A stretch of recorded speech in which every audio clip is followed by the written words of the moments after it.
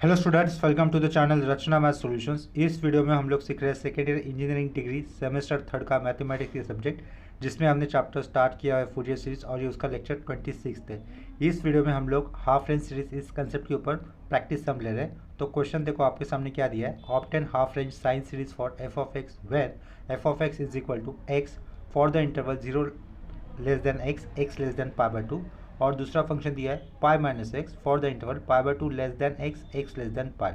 Hence find the sum of summation 2n minus 1 to infinity 1 upon n to the power 4। Hence deduce that क्या पूछा है, pi square upon 8 is equal to 1 upon 1 square plus 1 upon 3 square plus 1 upon 5 square, ये up to infinity होना चाहिए last में, plus up to infinity. ठीक है, ऐसा ये हमारा क्वेश्चन है। तो क्वेश्चन में क्लियरली क्या पूछा है, हाफ रेंज साइन सीरीज पूछा है और इंटरवल क्या दिए, तो ओवरऑल इंटरवल क्या दिख रहा है हमें 0, पाई दिख रहा है, क्योंकि हाफ रेंज फूरियर सीरीज हमेशा एक तो 0, पाई के टर्म्स वाली हो सकती है या फिर 0, एल के टर्म वाली हो सकती है। यहाँ पर फूरियर सीरीज दी हुई है 0, पाई के टर्म्स वाली, लेकिन 0, पाई इस इंटरवल के अंदर पाई बाय 2, ये इस ब्रेकिंग पॉइंट पे फंक्शन कैसा हुआ है, स्प्लिट हुआ है। तो फंक्शन स्प्लिट होने के कारण पहला वाला फंक्शन एक्स दिया है in the interval 0 to pi by 2 और in the interval pi by 2 to pi दूसरा फंक्शन क्या दिया, पाई माइनस एक्स दिया है। यानी कि टोटल इंटरवल कितने फंक्शन के लिए 0, पाई है और इन बिटवीन ये फंक्शन किस पॉइंट पे ब्रेक हुआ है, पाई बाय 2 इस ब्रेकिंग पॉइंट पे ब्रेक हुआ है, या फिर हम लोग उसको फंक्शन स्प्लिट हुआ है ऐसा भी कह सकते हैं। ठीक है, तो इस एरो से मैं आंसर के लिए शुरुआत कर रहा हूँ। सबसे पहले क्या लिखना है हमें, to find half range sine series, to find half range sine series लिखना है, हाफ रेंज साइन सीरीज। ठीक है, ये क्वेश्चन का पार्ट है। इन यहाँ पे फंक्शन स्प्लिट वाला होने के कारण मैं फंक्शन मेंशन नहीं कर रहा हूँ, स्पेसिफाई नहीं कर रहा हूँ। To find half range sine series in overall interval क्या है 0, पाई। अगर हाफ रेंज साइन सीरीज निकालनी होती है तो उस केस में a0 an ये डायरेक्टली 0 हो जाएंगे, सिर्फ bn ही निकाला जाएगा। तो therefore Fourier series, general Fourier series किस तरीके से लिख सकते हैं हम लोग, f of x is equal to आएगा bn आएगा summation n is equal to 1 to infinity रहेगा। यहाँ पे क्या होगा, साइन ऑफ n x ही रहेगा। क्यों, क्योंकि एल वाली टर्म नहीं है, ये पाई टर्म वाली फूरियर सीरीज है। ठीक है, तो ये n pi x upon L कब होता था, अगर ये एल टर्म वाली फूरियर सीरीज होती थी। ठीक है, तो ये एल टर्म वाली फूरियर सीरीज ना होने के कारण पाई टर्म वाली फूरियर सीरीज है, तो इसके कारण एक्सटेंशन क्या होगा, ये साइन एन एक्स ही आएगा। इतना क्लियर हुआ होगा। नेक्स्ट स्टेप में हमें क्या करना है, ओनली बी एन इस फूरियर कोएफिशिएंट की वैल्यू निकालनी है। तो बी एन फूरियर कोएफिशिएंट के लिए फॉर्मूला देखो इस तरीके से रहेगा, B n is equal to 2 upon pi होगा, इंटीग्रल 0 टू पाई आएगा, फिर हम लोग लिखेंगे एफ ऑफ एक्स लिखने के बाद एक्सटेंशन क्या होगा साइड में, साइन एन एक्स होगा, उसको राउंड ब्रैकेट में लिख देता हूँ और लास्ट में आएगा D x. F of x function हमारे पास दो है, right, F of x function हमारे पास दो है, लेकिन ये तो इंटरवल 0 टू पाई है, लेकिन 0 टू पाई पे हमारे पास एफ ऑफ एक्स एग्जैक्टली नहीं है। तो हमें क्या करना होगा 0 टू पाई इस इंटरवल पे फंक्शन ब्रेक भी हुआ है ना पाई बाय 2 इस पॉइंट पे, तो हमें वो वाला पॉइंट मेंशन करना होगा। ये स्क्वायर ब्रैकेट डाला, स्क्वायर ब्रैकेट डालने के बाद इंटीग्रल लिमिट क्या लिखना है, पहले 0 टू पाई बाय 2 लिखना है, उसके बाद एफ ऑफ एक्स लेना है और साइन ऑफ एन एक्स लिखना है, right, sine of n x लिखना है, फिर डी एक्स प्लस इंटीग्रल अब क्या पाई बाय 2 से लेकर पाई तक, उसके बाद फिर से एफ ऑफ एक्स लेना है और इसके बाद साइन ऑफ एन एक्स लिखना है, राइट, ब्रैकेट क्लोज, यहाँ पे डी एक्स और लास्ट में closing square bracket. Next step में आगे यहाँ पे 0 टू पाई बाय 2 इस इंटीग्रल लिमिट पे जो फंक्शन आया होगा उसको लिखना है, और सिमिलरली पाई बाय 2 टू पाई इस इंटीग्रल लिमिट पे जो फंक्शन आया होगा वो हमें लिखना है। देखो 0 टू पाई बाय 2 इस इंटरवल लिमिट पे फंक्शन क्या दिया है, एक्स दिया है, और पाई बाय 2 से लेकर पाई इस लिमिट पे फंक्शन क्या दिया है, पाई माइनस एक्स दिया है, तो वो हमें जस्ट यूज़ करना होगा। बाहर ये 2 upon pi as it is, opening square bracket, integral 0 to pi by 2 पे फंक्शन क्या था, एक्स था, वो लिखा, बाजू में क्या लिखा, sine n x, round bracket close, ये d x plus integral pi by 2 to pi, अभी फंक्शन लिखना है पाई माइनस एक्स, उसको एक स्क्वायर ब्रैकेट के अंदर राउंड ब्रैकेट के अंदर लिखेंगे, बाजू का ये sine n x as it is, sine n x as it is और लास्ट में डी एक्स, फिर लास्ट में क्लोजिंग स्क्वायर ब्रैकेट। इतना क्लियर हुआ होगा। नेक्स्ट स्टेप में हमें generalize rule of integration apply करके दोनों इंटीग्रल को सॉल्व करना है। ठीक है, तो ये पीछे क्या लिखूंगा मैं, 2 upon pi as it is लिखा, ये ओपनिंग स्क्वायर ब्रैकेट डाला। जनरलाइज रूल ऑफ इंटीग्रेशन देखो क्या होता है वो, अगर हमें इंटीग्रेशन करना है इस तरीके से, integral u dot v d x integral करना है, तो पहले u फंक्शन लिखा जाता है, फिर जो v फंक्शन होता है उसका इंटीग्रेशन करना होता है, उसको v1 से रिप्रेजेंट करते हैं, फिर माइनस साइन, जो u फंक्शन लिया था उसका डेरिवेटिव u डैश, जो v1 फंक्शन हुआ था उसका फर्दर इंटीग्रेशन तो v2, ठीक है, उसके बाद प्लस साइन, ये जो u डैश हुआ था उसका further derivative u double dash होगा, जो v2 का इंटीग्रेशन हो तो उसको फिर से इंटीग्रेशन करने पर वो v3 हो जाएगा। प्लस माइनस इस ऑर्डर में हमें कंटिन्यूस प्रोसीड करना होता है, इसको कहते हैं जनरलाइज रूल ऑफ इंटीग्रेशन। लेकिन इन यू डॉट वी में से यू फंक्शन कैसा होता है उसको कैसे सेलेक्ट करते हैं, उसको सेलेक्ट करने के लिए देखो ये वर्ड पता होना चाहिए, LIAT। ये फंक्शन की अलग अलग फंक्शन की ऑर्डर है, जिसमें L का मतलब होता है लॉगरिथमिक, I का मतलब होता है इनवर्स ट्रिग्नोमेट्रिक, A का मतलब होता है एल्जेब्रिक, T का मतलब होता है ट्रिग्नोमेट्रिक, E का मतलब होता है एक्सपोनेंशियल। तो लेफ्ट टू राइट जो भी पहला फंक्शन आएगा उसको हमें U कंसिडर करना होता है, ठीक है। तो देखो यहाँ पर x क्या हो जाएगा, एल्जेब्रिक का फंक्शन का पार्ट है, उसको हम लोग u मानेंगे। तो ये साइन क्या हो जाएगा, v फंक्शन का पार्ट हो जाएगा, क्योंकि वो बाद में आ रहा है ना t यानी कि ट्रिग्नोमेट्रिक, तो उसको v कंसिडर करना है। एल्जेब्रिक के बाद जो आएगा उसको v कंसिडर करना है, तो ट्रिग्नोमेट्रिक फंक्शन बाद में आएगा ना, तो ये u फंक्शन क्या हो जाएगा, x हो जाएगा एल्जेब्रिक होने के कारण, ठीक है। उसी तरीके से भी पाई माइनस एक्स ये फंक्शन एल्जेब्रिक फंक्शन का पार्ट होने के कारण उसको u कंसिडर करना है, और ये साइन इस फंक्शन को v कंसिडर करना होगा, ठीक है। तो जनरल रूल ऑफ इंटीग्रेशन कैसे लिखा जाता है वो यहाँ पर मैंने ऑलरेडी बताया, वही इंटीग्रेशन हम लोग ऊपर के स्क्वायर ब्रैकेट के अंदर आए हुए इंटीग्रल को अप्लाई करेंगे, ठीक है। तो बाहर 2/पाई ये तो एज इट इज लिख दिया। उसके बाद ये पहला वाला इंटीग्रेशन करना है हमें अभी, प्लस साइन के लेफ्ट साइड वाला, तो पहले u एज इट इज लिखा, x एज इट इज लिखा, और उसके बाद साइन का इंटीग्रेशन क्या होगा, माइनस कॉस होगा, तो ये माइनस कॉस लिखा। Same radian angle that is nx, उसका जो रेडियन एंगल आया है उसका फर्दर डेरिवेटिव अपॉन में लिखना है, दैट इज n बचेगा। उसके बाद माइनस दो, माइनस साइन के बाद ब्रैकेट दे दो, और ब्रैकेट देने के बाद ये जो u था x उसका डेरिवेटिव करने पर कितना बचेगा, 1 बचेगा, लिखा, डॉट दिया, ये minus sine as it is लिखा। कॉस का इंटीग्रेशन क्या होगा, साइन होगा, तो ये साइन लिखा, जो रेडियन एंगल वो एज इट इज़। अभी जो रेडियन एंगल था उसका फर्दर डेरिवेटिव करना है और वो अपॉन में लिखना है, वो कितना आएगा, n आएगा, लेकिन पीछे ऑलरेडी n था, यानी कि यहाँ पे डिनोमिनेटर में क्या लिखेंगे, n² लिखेंगे, ये राउंड ब्रैकेट क्लोज, ठीक है। उसके बाद इस 1 का फर्दर डेरिवेटिव कितना होगा, 0 हो जाएगा, ठीक है। इसके कारण ये जनरल रूल ऑफ इंटीग्रेशन यहाँ पे रुक रहा है। ये पहले वाले इंटीग्रेशन का था, ये जो अंडरलाइन किया ना उसका इंटीग्रेशन हम लोगों ने इस स्क्वायर ब्रैकेट के अंदर लिखा, जो कि कंप्लीट हो चुका है। 1 का आगे डेरिवेटिव नहीं होता है तो 0 होता है, तो जनरल रूल ऑफ इंटीग्रेशन यहाँ पे रुक जाएगा, ठीक है। तो पहला इंटीग्रेशन इस स्क्वायर ब्रैकेट के अंदर हो गया, तो उसका लोअर लिमिट 0 और अपर लिमिट कितना होगा, π/2 होगा। नेक्स्ट में अभी ये कौन सा साइन है, प्लस साइन है, तो प्लस साइन यहाँ पे दे दिया। अभी ये दूसरा वाला इंटीग्रेशन करना है ना हमें, जो अंडरलाइन किया हुआ है, तो उसके लिए एक दूसरा स्क्वायर ब्रैकेट डाला। पहले u फंक्शन का पार्ट लिखना है, that is pi minus x as it is लिखा, डॉट दिया। साइन का इंटीग्रेशन क्या होने वाला है, माइनस कॉस, तो माइनस कॉस लिखा, जो रेडियन एंगल है वो दैट इज nx। अभी जो रेडियन एंगल आया था nx का फर्दर डेरिवेटिव्स अपॉन में करेंगे, वो कितना होगा, n होगा। माइनस साइन के बाद ब्रैकेट, पाई माइनस एक्स, ये जो u फंक्शन था उसका डेरिवेटिव्स करने पर आंसर कितना मिलेगा, पाई का डेरिवेटिव 0 और माइनस एक्स का डेरिवेटिव्स करने पर वैल्यू बचेगी -1, तो ये -1 लिखा, डॉट दिया, ये minus sine as it is. Cos का इंटीग्रेशन क्या होगा, साइन, तो ये साइन लिखा, sine of same radian angle that is nx। जो रेडियन एंगल आया उसका फर्दर डेरिवेटिव अपॉन में लिखना है, वो कितना होगा, n होगा। पीछे ऑलरेडी n था, यानी कि यहाँ पे डिनोमिनेटर में लिखेंगे n², ये राउंड ब्रैकेट क्लोज। उसके बाद ये क्लोजिंग स्क्वायर ब्रैकेट क्यू, क्योंकि -1 का फर्दर डेरिवेटिव क्या होता है, 0 होता है, तो इसके कारण ये जनरल रूल ऑफ इंटीग्रेशन यहीं पे रुक जाएगा। तो ये closing square bracket, lower limit कितना लिखना है हमें, π/2 और अपर लिमिट कितना, पाई। इसके बाद एक कर्ली ब्रैकेट देंगे, तो शुरुआत में कर्ली ब्रैकेट था नहीं, तो ये जो स्क्वायर ब्रैकेट था उसको हम लोग कर्ली ब्रैकेट में बना देंगे, ठीक है। इतना क्लियर हो गया। कर्ली ब्रैकेट के अंदर जो पहला स्क्वायर ब्रैकेट आया उसके अंदर ये कर्ली अंडरलाइन किया हुआ इंटीग्रल का सिंप्लीफिकेशन हुआ है, और कर्ली ब्रैकेट के अंदर प्लस के आगे वाले जो दूसरा स्क्वायर ब्रैकेट आया उसके अंदर ये प्लेन अंडरलाइन जो किया है उसका इंटीग्रेशन हुआ है। नेक्स्ट स्टेप में कर्ली ब्रैकेट के अंदर 2 स्क्वायर ब्रैकेट्स है जिनके अपने अपने अलग अपर लिमिट और लोअर लिमिट है, तो upper limit minus lower limit put करने से पहले हमें क्या करना होगा, साइन सिंप्लीफिकेशन की स्टेप करनी है। कौन सी, साइन सिंप्लीफिकेशन वाली स्टेप करनी होगी। तो ये curly bracket as it is put किया, ये x इंटू माइनस साइन है ना, तो ये -x/n लिख सकते हैं हम लोग प्रॉपरली। बाजू में क्या होगा उसके, cos nx होगा, राइट। ये minus into minus plus, plus 1/n² plus 1/n², dot क्या होगा, साइन nx होगा, राइट, साइन nx होगा, उसको राउंड ब्रैकेट में लिखा, ये साइन nx है। ये क्लोजिंग स्क्वायर ब्रैकेट डाला पहले वाले इंटीग्रल का, जिसका लोअर लिमिट था 0 और अपर लिमिट कितना था, π/2 था, आगे प्लस साइन दे दिया, ठीक है। इसके बाद ये जो दूसरा स्क्वायर ब्रैकेट था उसका भी साइन सिंप्लीफिकेशन कर देते हैं नीचे स्क्वायर ब्रैकेट के अंदर ही। माइनस क्या रहेगा, ये पाई माइनस एक्स होगा, minus of pi minus x upon का n आएगा, यहाँ पे लिखा, डॉट कॉस ऑफ nx।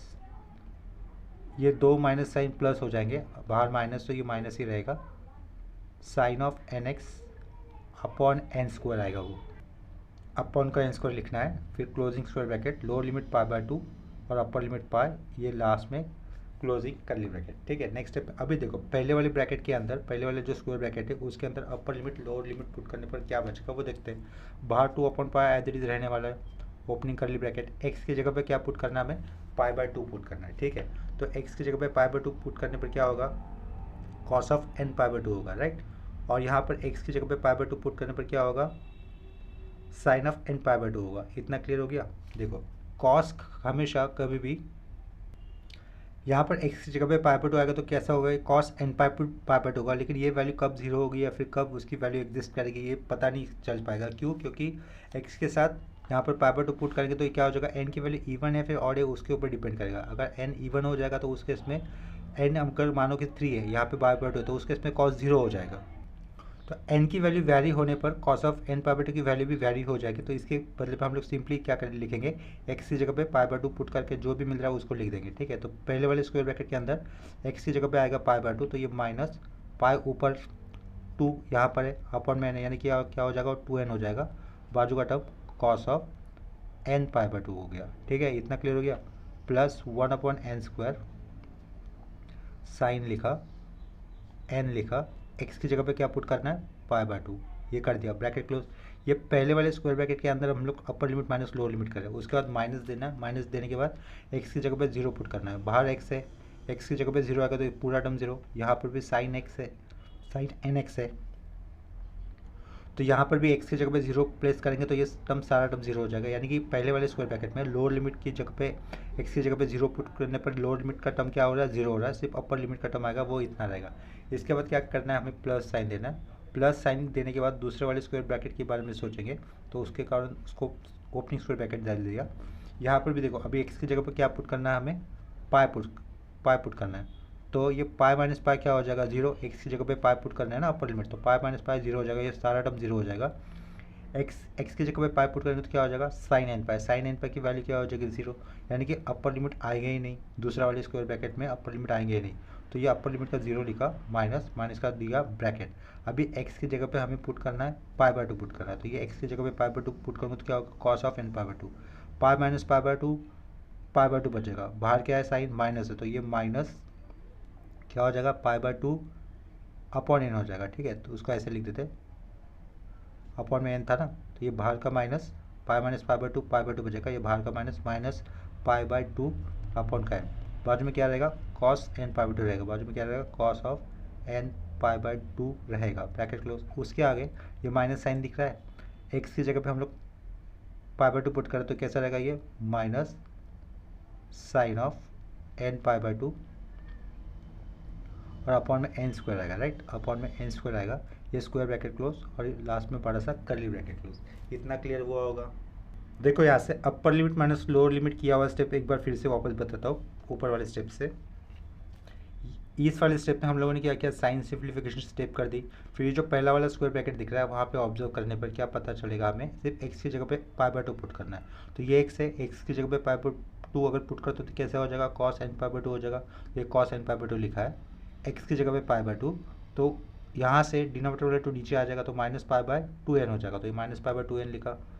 यहाँ पर x की जगह पे क्या पुट किया करें हम लोग पाई/2, तो ये साइन n पाई/2 बचेगा, बाजू में लिखा है साइन n पाई/2, 1/n² साइड में रहने वाला है।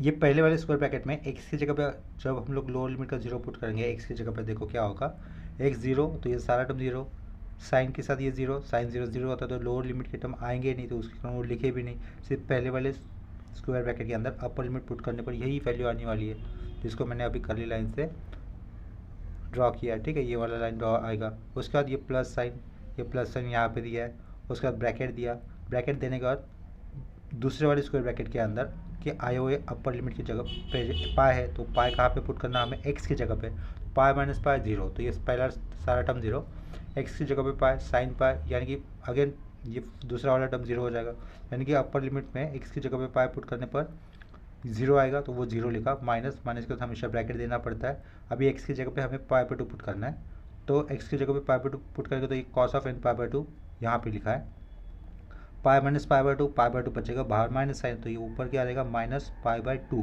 तो अपन का 2 डायरेक्टली नीचे आएगा तो माइनस पाई/2n हो जाएगा, तो ये माइनस पाई/2n लिखा। उसके बाद ये वाला माइनस साइन था, तो जो माइनस साइन लिखा है यहाँ पर साइन ऑफ एक्स की जगह पे पाई बाय 2, तो एन पाई बाय 2 और ये अपॉन का एन स्क्वायर, तो ये क्लोजिंग स्क्वायर ब्रैकेट डाला और लास्ट में करली ब्रैकेट क्लोज कर दिया। इतना क्लियर हुआ होगा। नेक्स्ट स्टेप में हमें क्या करना है, करली ब्रैकेट के अंदर ये जो दूसरा टर्म स्क्वायर ब्रैकेट है ना, उसको हम लोग एक्सपांड कर देंगे क्योंकि उसके पहले माइनस साइन था। करली ब्रैकेट के अंदर जो दूसरा स्क्वायर ब्रैकेट है उसके पहले माइनस साइन था ना, तो उसको एक अगर हम लोग सिंप्लीफाई करते हैं तो वो माइनस का प्लस हो जाएगा और प्लस का माइनस हो जाएगा। तो जहाँ पर चेंजेस कोई नहीं है वो इस तरीके से पहले वाले टर्म में, that is minus pi upon 2n cos of n pi by 2, ये plus 1 upon n square sine of n pi by 2 रहेगा। माइनस माइनस क्या हो जाएगा, ये प्लस हो जाएगा, तो प्लस क्या लिखा पाई upon 2n cos n pi by 2,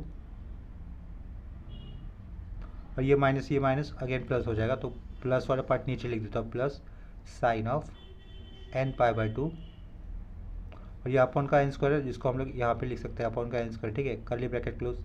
next step में देखो, करली ब्रैकेट के अंदर कौन से टर्म कैंसिल हो रहे हैं तो उसको कैंसिल कर देना चाहिए। पहला वाला term minus pi upon 2n cos of n pi by 2 है, और थर्ड वाला टर्म क्या है, पाई upon 2n cos of n pi by 2। ये टर्म एक जैसे ये प्लस और माइनस साइन में अपोजिट में, तो वो टर्म कैंसिल हो जाएंगे। और जिनमें मैंने अभी अंडरलाइन किया वो टर्म एक जैसे, यानी कि उनका क्या करना होगा, हमें एडिशन करना होगा। ये 2 अपॉन पाई, तो ब्रैकेट के अंदर जो अंडरलाइन किए उनका एडिशन हो जाएगा, तो क्या होगा 2 times upon n square sine of n pi by 2 रहेगा, राइट, n पाई बाय 2, ठीक है। तो इसका मतलब नेक्स्ट स्टेप में bn की वैल्यू क्या मिलेगी हमें, 2 इंटू 2 4 हो जाएगी, तो 4 अपॉन पाई लिखा, n स्क्वायर रहेगा, ये क्या रहेगा साइड में sine of n pi by 2, और इसके पीछे क्या रहेगा bn रहेगा ओनली। इतना क्लियर हो गया। देखो bn आने के बाद हम लोग फूरियर सीरीज एक्सपांड कर सकते हैं। Half range science Fourier series थी, उसमें a0 और an तो जीरो ही थे, ठीक है। सिर्फ bn की वैल्यू हमें रिक्वायर्ड होती है, तो देयरफॉर हम लोग लिख सकते हैं therefore Fourier series half range Fourier sine series can be written as follows, therefore half range sine series, sine ये लिखना है sine, half range sine series can be written as follows,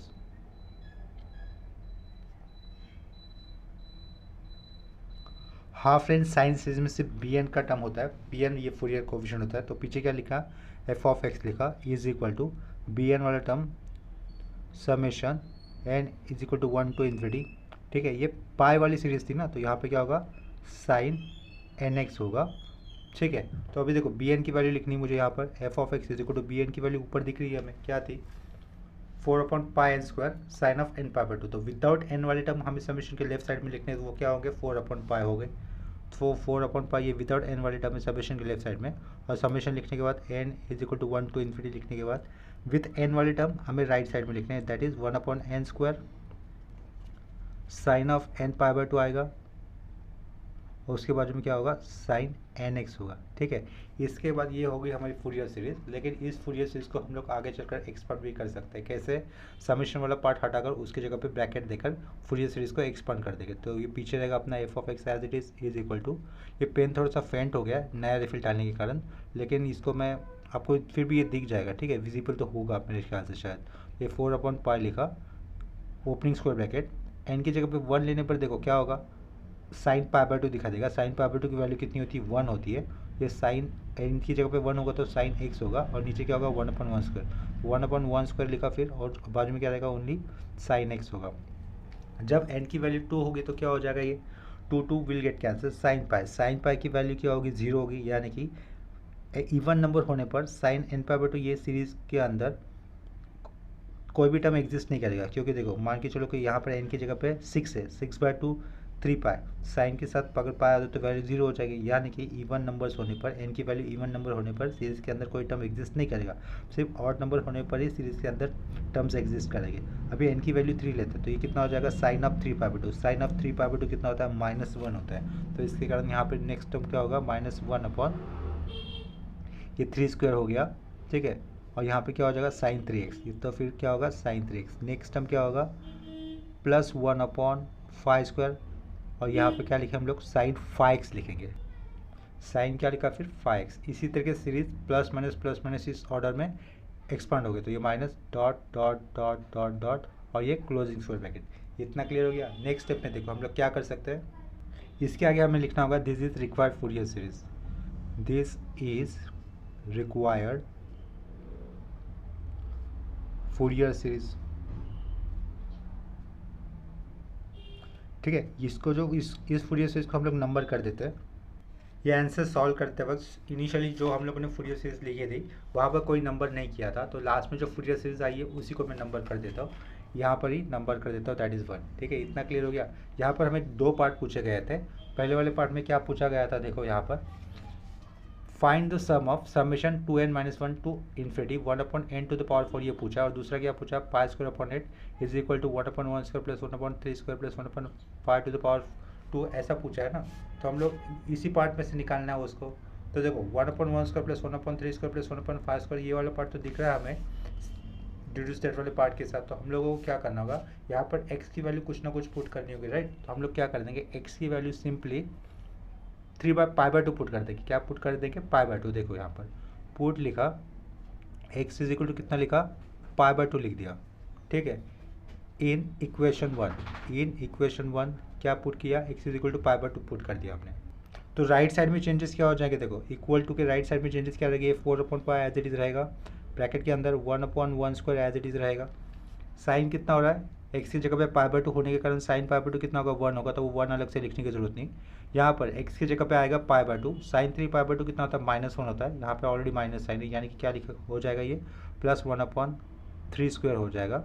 ठीक है, तो इसी के बाद x की जगह पे 5/2, साइन 5π/2 कितना होता है, +1 होता है, तो ये प्लस 1/5 स्क्वायर ही रहेगा। ठीक है, इसी तरीके से सीरीज में आगे वाले टर्म भी प्लस हो जाएंगे। तो प्लस देखकर ये अप टू इन्फिनिटी वाला पार्ट दिखा दिया, एक क्लोजिंग स्क्वायर ब्रैकेट। यहाँ पर मैंने क्या किया था, इक्वल टू के राइट साइड वाले पार्ट ही लिखा था, इक्वल टू के लेफ्ट साइड में f(x) लिखना चाहिए, और जहाँ पर हम लोग x की वैल्यू कितनी ले रहे हैं, π/2 ले रहे हैं। लेकिन हमारे पास ये फंक्शन कैसा था, स्प्लिट फंक्शन था, यानी कि उसकी 2 वैल्यूज थी, तो दोनों में से कौन सी वैल्यू लिखनी है लेफ्ट साइड में, ये इसका थोड़ा सा कंफ्यूजन होगा ना। तो हम लोग यहाँ पर चेक करेंगे whether the given function is continuous और discontinuous at its breaking point. ये फंक्शन किस पॉइंट पे ब्रेक हुआ है, 0 to π इस इंटरवल पे था ना टोटल, तो कौन से ब्रेकिंग पॉइंट पे ये ब्रेक हुआ है फंक्शन, π/2 इस ब्रेकिंग पॉइंट पे ब्रेक हुआ है। तो हम लोग π/2 इस वैल्यू पे ये गिवन फंक्शन कंटिन्यूस है या नहीं वो चेक करेंगे। वो कैसे चेक करना होता है, देखो 2 फंक्शन दिए, पहला फंक्शन x है, दूसरा फंक्शन π-x है। तो हम लोग सिंपली जो ब्रेकिंग पॉइंट आया था वो इस x की जगह पे प्लेस करेंगे। तो x की जगह पे ब्रेकिंग पॉइंट अगर यहाँ पे पुट करता हूँ पहले वाले फंक्शन में, क्या हो जाएगा, x will get replace by π/2, और नेक्स्ट केस में भी अगर x π/2 से रिप्लेस होता है तो π-π/2 कितना बचेगा, π/2 ही बचेगा। यानी कि दोनों फंक्शन में x की जगह पे breaking point that is π/2 place करने पर हमें सेम ही आंसर मिल रहा है। इसका मतलब ये गिवन फंक्शन कैसा हो जाएगा, कंटिन्यूस हो जाएगा। अगर गिवन फंक्शन कंटिन्यूस आता है तो डिड्यूस दैट वाला पार्ट प्रूव दैट करते वक्त हमें लेफ्ट साइड में f(x) की जगह पे दोनों में से कोई भी एक फंक्शन लिखा तो भी चलेगा। ठीक है, तो इसके कारण लेफ्ट साइड में मैंने क्या लिखा, यहाँ पर पीछे x ही लिखा था, लेकिन x की जगह पे क्या पुट करें हम लोग, π/2 पुट करें, तो यहाँ पे मुझे क्या लिखना होगा, ओनली π/2 लिखना होगा। ठीक है, इतना समझ में आया होगा आप लोगों को। नेक्स्ट केस में हम लोग क्या कर सकते हैं, देखो ये 4 नीचे आएगा तो 2 के साथ इंटू होगा, और ये पाई लेफ्ट साइड में ऊपर जाएगा, राइट। तो नेक्स्ट स्टेप कैसे हो जाएगी, π² is equal to right side में ब्रैकेट में आया हुआ term that is 1/1 square plus 1/3 square plus 1/5 square, और ये प्लस अप टू इन्फिनिटी। ठीक है, इतना क्लियर हो गया। ये वाला पार्ट जो हमने प्रूव किया वो हमें लास्ट में पूछा गया था, इससे भी पहले हमारे पास एक पार्ट था फाइंड द सम ऑफ। ठीक है, find the sum of summation 2n-1 up to infinity 1/n to the power 4। देखो ये वाला जो मैंने अंडरलाइन किया वो क्या है, 1/n टू द पावर 4। अगर पावर में फोर्थ या कि क्यूब इस तरह के टर्म आते हैं n के पावर में, तो उस केस में हमें पार्सेवल्स आइडेंटिटी यूज़ करनी होती है। तो हम लोगों को यहाँ पर यूज़ करना होगा पार्सेवल्स आइडेंटिटी इन द इंटरवल 0, π। ठीक है, तो यहाँ पे मेंशन कर देता हूँ बाय यूजिंग पार्सेवल्स आइडेंटिटी,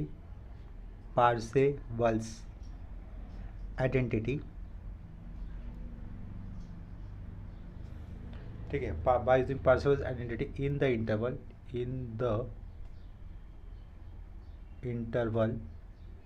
क्या रहेगा, 0, π ये लिखा। ठीक है, इससे पहले हम लोगों ने आई हुए सीरीज को इक्वेशन नंबर 1 पुट किया था, तो अभी जो पार्सेवल्स आइडेंटिटी लिखेंगे उसको हम लोग लिखेंगे इक्वेशन नंबर 2। पार्सेवल्स आइडेंटिटी क्या होती है, in the limit 0, 2 π sorry 0, to pi गलती से बोला, 0, में क्या होती है देखो 1/पाई इंटीग्रल 0 to पाई, जो भी फंक्शन है एफ ऑफ एक्स उसका हमें करना है स्क्वायर और बाद में देना है d x is equal to, ये हाफ रेंज साइन सीरीज के लिए हम लोग लिख रहे हैं ना पार्शियल डेरिवेटिव, तो उसके कारण राइट साइड में होगा हाफ समेशन बी एन का होल स्क्वायर। ठीक है, इतना क्लियर हो गया। इसको लिखेंगे इक्वेशन नंबर 2 लिखेंगे। ये पार्सेवल्स आइडेंटिटी में एलएचएस और ये आरएचएस ऑलरेडी प्रूव होता है, तो इसके कारण यहाँ पर इक्वल टू दिखा है।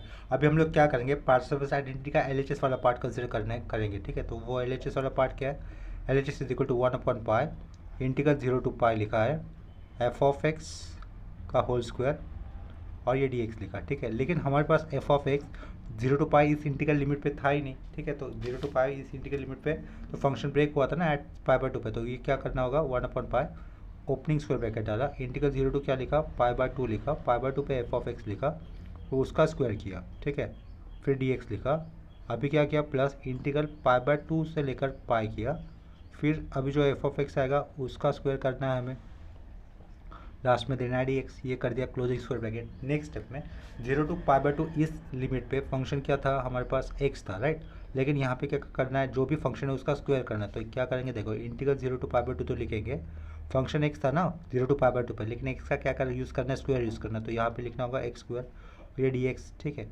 प्लस इंटीग्रल पाई/2 to पाई, इंटीग्रल पाई/2 to पाई पे फंक्शन क्या था हमारे पास पाई-x था, लेकिन पाई-x का हमें यूज़ करना है स्क्वायर, राइट, तो ये स्क्वायर लिखा, बाजू में होगा डी एक्स, ये क्लोजिंग स्क्वायर ब्रैकेट। अभी हमें क्या करना है, इसका नॉर्मल इंटीग्रेशन कर देना है।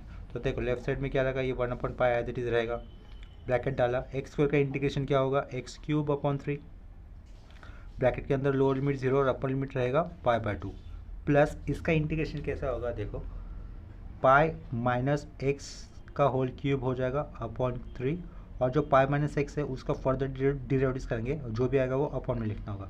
तो पाई का डेरिवेटिव 0, -x का डेरिवेटिव कितना होगा -1, तो उसको डिनोमिनेटर में लिखा -1। ठीक है, ये दूसरा वाला इंटीग्रेशन किया ना हम लोग, उसको स्क्वायर ब्रैकेट के अंदर डाला, उसकी लिमिट पाई/2 से लेकर पाई तक, क्लियर है, और ये लास्ट में बड़ा सा स्क्वायर ब्रैकेट क्लोज कर दिया।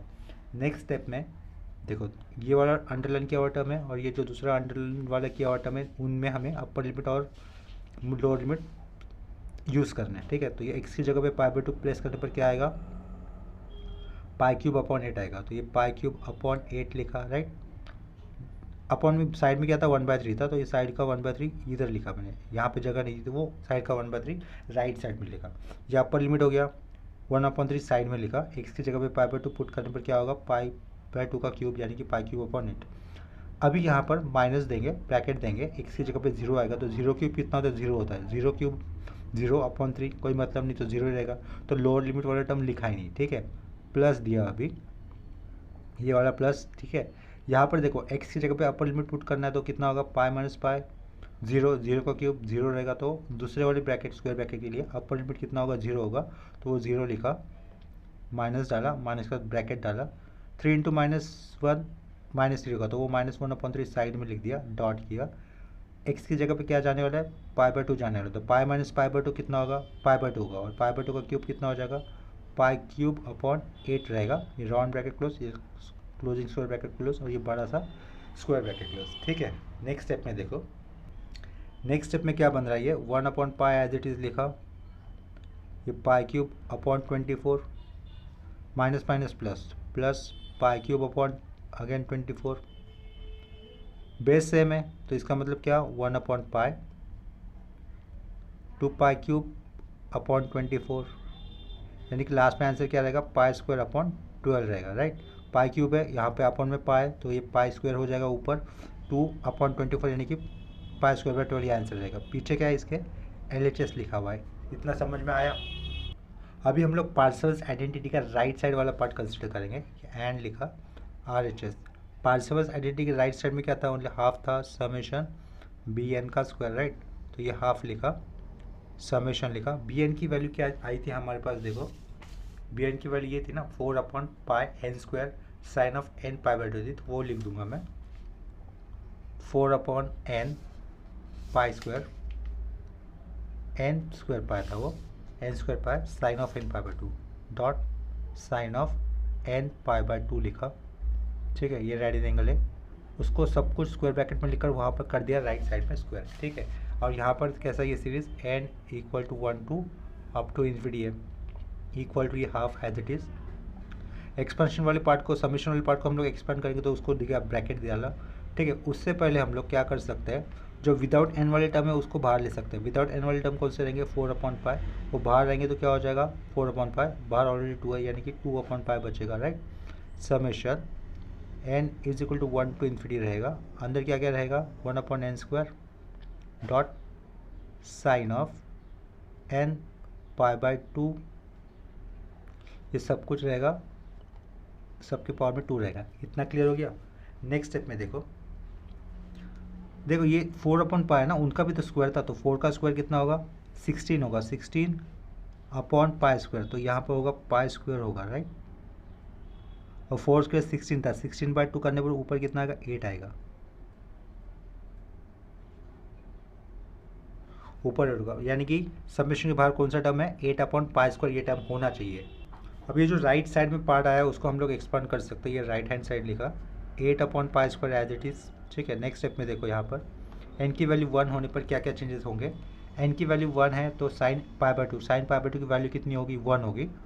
1/n to the power square है, उसका भी स्क्वायर होता है तो क्या हो जाएगा 1/1 to the n to the power 4 हो जाएगा, राइट। यानी कि 1 to the power 4 sin n π/2 की वैल्यू कितनी हुई थी 1 हुई थी, राइट। तो 1² कितना होता है 1 ही होता है। अभी n की वैल्यू जब हम लोग 2 लेंगे तो 2 विल गेट कैंसिल, क्या बचेगा sin π बचेगा। sin π क्या होता है 0 होता है, तो 0² कितना रहेगा 0 है, तो वो उसको नहीं लिखना है। नेक्स्ट स्टेप में अभी n की वैल्यू कितनी लेनी है 3 लेनी है। sin 3 π/2 कितना होता है -1, ठीक है। sin 3 π/2 कितना होगा -1 होगा, यहाँ पे लिखेंगे 1/3² लिखेंगे, लेकिन उनका भी स्क्वायर है, उसका मतलब 1/3 टू द पावर 4 होगा, और ये -1 का स्क्वायर करने पर क्या होगा +1 होगा, तो ये क्या हो जाएगा +1/3 to the power 4। Next term क्या होगा 1/5 टू द पावर 4, प्लस इसी तरीके से सीरीज एक्सपेंड होते जाएगी, राइट। लास्ट में फिर क्लोजिंग स्क्वायर ब्रैकेट दे दिया। इसके ऊपर वाले इक्वेशन में जब हम लोगों ने पार्शियल आइडेंटिटी लिखा था तो उसको क्या किया था नंबर 2 किया था, तो पार्शियल आइडेंटिटी का जो LHS पार्ट आया उसको लिखा हमने यहाँ पर नंबर 3, और जो पार्शियल आइडेंटिटी का RHS वाला पार्ट आया उसको नंबर कर दिया 4, ठीक है। तो फ्रॉम 2, 3, 4 क्या लिखेंगे हम लोग नेक्स्ट स्टेप में, फ्रॉम 2, 3, 4 पार्शियल आइडेंटिटी का ये LHS वाला पार्ट जो कि कितना था π²/12 आया था, ठीक है, π²/12 आया था। और पार्शियल आइडेंटिटी का ये राइट साइड वाला पार्ट है जो कि ये आया हुआ है, हम लोग इन सबको इक्वेट करेंगे, ठीक है। देयरफॉर आगे लिखना है therefore from equation 2, 3 and 4 we get, क्या मिलेगा देखो पार्शियल आइडेंटिटी का लेफ्ट साइड वाला पार्ट दैट इज कितना आया था वो π²/12 आया था, π²/12 इक्वल टू पार्शियल आइडेंटिटी का राइट साइड वाला पार्ट दैट इज 8/π², ब्रैकेट के अंदर 1/1² 1 to the power 4 sorry 1/3 to the power 4 plus 1/5 to the power 4 plus up to infinity होगा, राइट। नेक्स्ट स्टेप में देखो या अपन वाला π² उधर जाएगा तो लेफ्ट साइड में ऊपर जाएगा तो π² into π² pi to the power 4, और 8 नीचे आएगा तो 12 8 कितना होता है 96। राइट साइड में क्या होगा 1/1 to the power 4 plus 1/3 to the power 4 plus 1/5 to the power 4 plus up to infinity, ठीक है। इतना क्लियर हो गया। नेक्स्ट स्टेप में देखो अभी क्या करेंगे हम लोग डायरेक्टली जो क्वेश्चन में पूछा था वही लिख देंगे, pi to the power 4/96 is equal to, ये एडिशन हो रहा है, एडिशन हो रहा है मतलब क्या हो रहा है समेशन हो रहा है ना।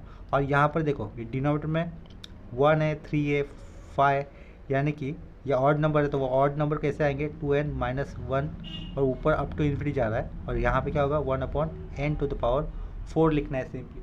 देखो अभी n की वैल्यू 1 होगी तो क्या होगा ये 2 × 1 2 2 - 1 1 बचेगा, ठीक है। ये 1 होगा, यहाँ पे इन्फिनिटी होगा, तो n कितना लिया था 1 लिया था ना 1 टू द पावर 4।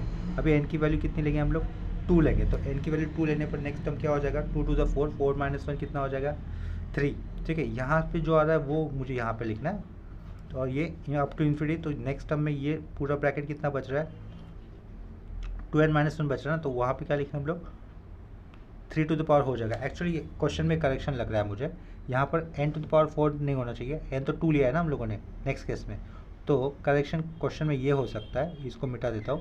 क्वेश्चन में करेक्शन ये होना चाहिए, summation 2n-1 up to infinity 1/2n-1 to the power 4 होना चाहिए। ठीक है, इतना आया समझ में। ये लास्ट वाला पॉइंट लिखने पर भी क्वेश्चन में इसके सबमिशन की सीरीज़ में थोड़ा सा कन्फ्यूजन ही लग रहा है।